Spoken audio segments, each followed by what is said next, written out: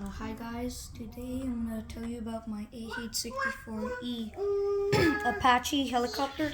It's got infrared camera, gunners, Hellfire missiles, the engines, the firing, the radar, the tail rotor, the light, the gears, and also the engine exhaust thing. And like these missiles, it's like the AH-64 has like a pilot and a gunner. The gunner, like if the gunner moves their head, this gun will also move where the gunner is moving their head. And approximately, I think the AH-64E Apache in total has 78 of these missiles in total. 78 of these missiles in total.